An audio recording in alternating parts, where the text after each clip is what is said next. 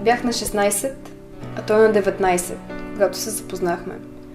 А около половин година след това станахме гаджета. Той беше първото ми по-сериозно гадже и аз бързо се привързах. Отначало всичко беше супер, но след време той започна да ограничава живота ми по всеки възможен начин. Караше ми се и за най-дребните неща. Постоянно следеше какво правя, къде съм, с кого съм. Беше ме изолирал от всичките ми близки. Бях останала без приятели, защото той искаше цялото внимание да е върху него. Бях скарана със семейството си. Не ми даваше да излизам сама. Опитваше се да ме контролира. Обвиняваше ме, че не съм добра християнка, че съм грешница и че ще горя в ада. Не полагах грижи за себе си и ходех с дрипави дрехи.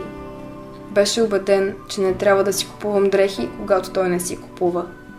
Винаги твърдеше, че няма никакви пари и че съм длъжен да му давам аз. Това продължи около година, в която живота ми напълно се беше преобърнал.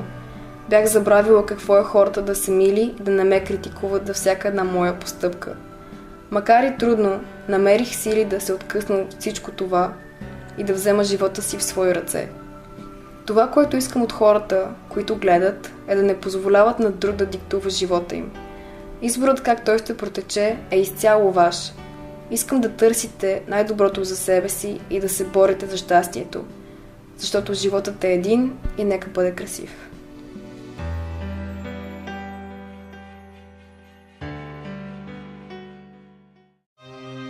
Казвам се Нора, на 43 години съм. В момента съм студентка по психология. Запознах се с Боян, когато бях на 17 години.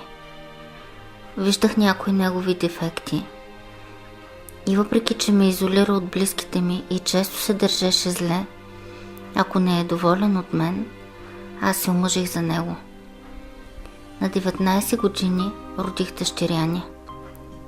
Той не ми разреши да продължа да уча. Не ми разрешаваше да работя другаде, освен с него. А заплата не получавах. За всичко давах обяснения.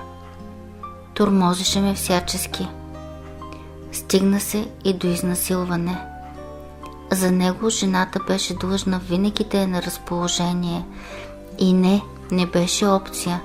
Аз се научих да съм винаги на разположение.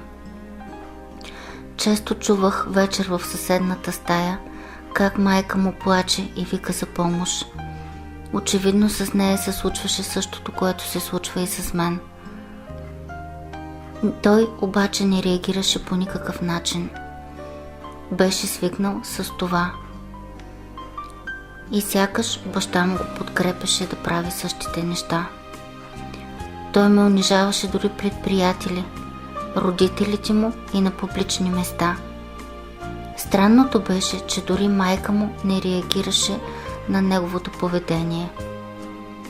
Чувствах се безсилна, виновна, нищожество и всячески се стараех да му угодя. Никога не успявах. Заплашваше, че ако го напусна, ще ми вземе децата. Страхувах се, плачех по цели нощи, но един ден си тръгнах с моите деца.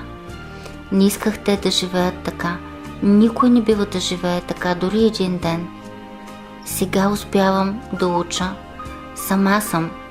Работя и се грижа за детето, което остана при мен. Дъщеря ни остана при него. Спя спокойно и съм щастлива. Радвам се на нов живот, който не бях си представила, че мога да имам.